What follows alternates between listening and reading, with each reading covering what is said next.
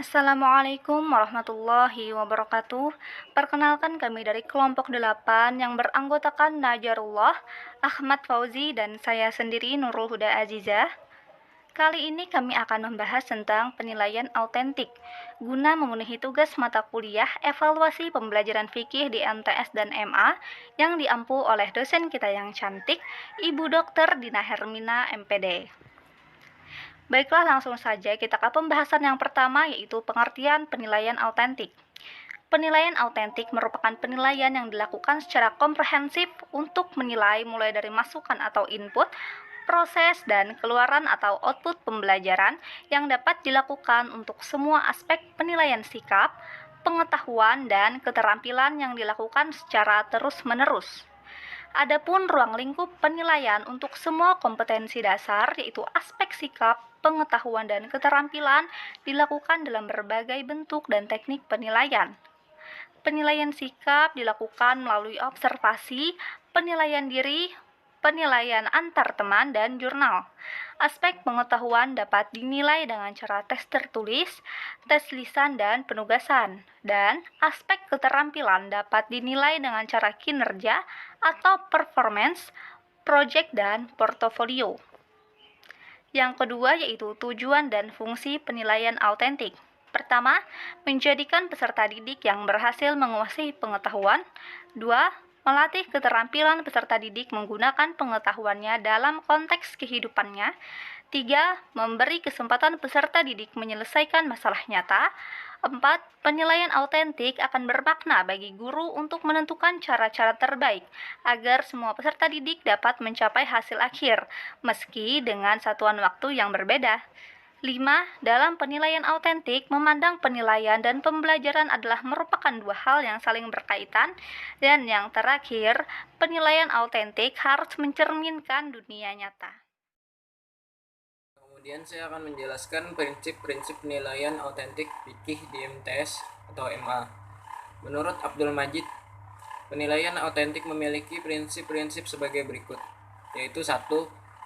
Proses penilaian harus merupakan bagian yang tak terpisah dari proses pembelajaran, bukan bagian yang terpisah dari pembelajaran. Yaitu kemudian nomor 2, penilaian harus mencerminkan dunia nyata, bukan masalah dunia sekolah. Kemudian nomor 3, penilaian harus menggunakan berbagai ukuran dengan karakteristik dan esensi pengalaman belajar.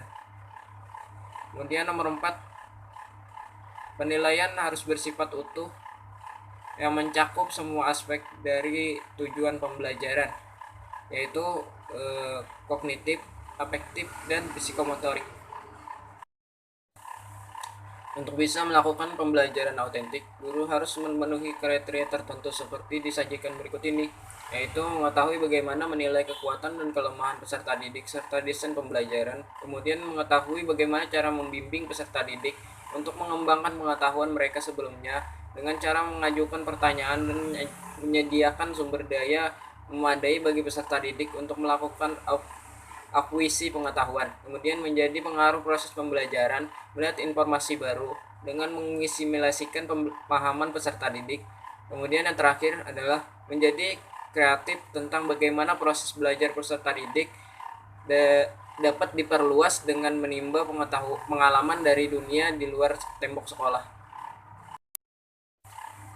Maka dari beberapa poin tersebut, penilaian autentik mencoba untuk bagaimana pembelajaran yang ada di sekolah tidak lagi secara fungsional berada dalam kelas atau lingkungan sekolah, tetapi peserta didik dituntut untuk merealisasikannya di dunia nyata, yaitu lingkungan hidupnya.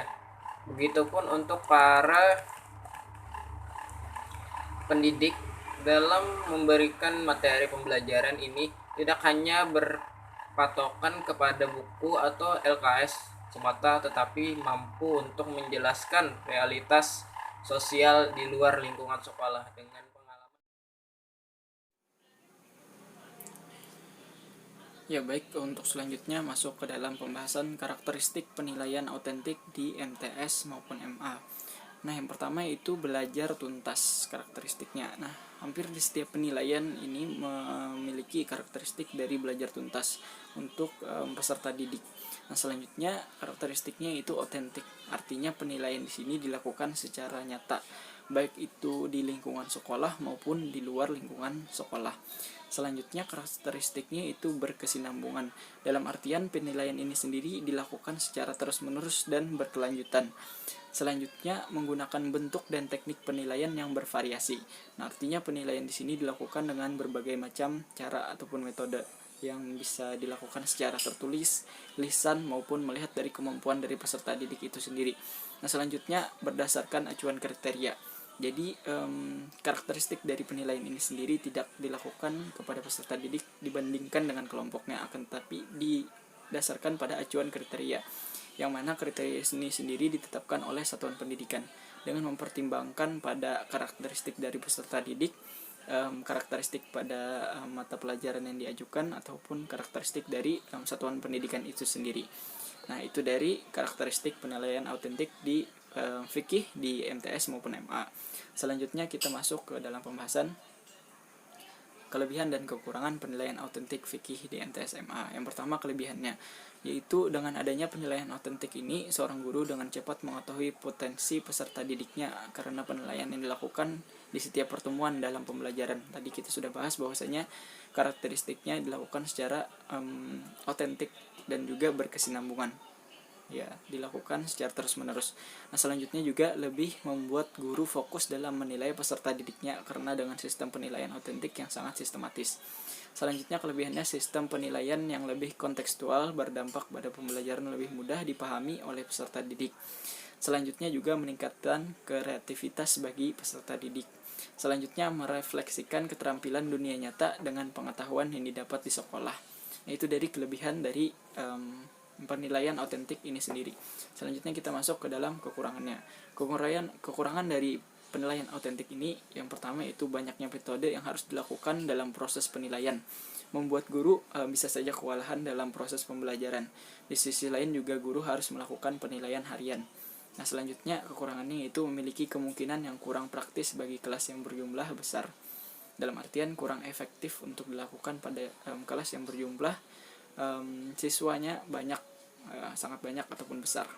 Nah, mungkin itu dari kelebihan dan kekurangan penilaian autentik fikih di MTS MA. Mungkin juga sesi saya adalah yang terakhir dari kawan-kawan kami tadi, dari pembahasan penilaian autentik di fikih MTS MA. Saya sendiri mewakili kelompok 8 meminta maaf sebesar-besarnya apabila dalam video ini terdapat kekurangan yang dilakukan, baik itu kami sengaja maupun yang tidak disengaja. Terima kasih dan wassalamualaikum warahmatullahi wabarakatuh.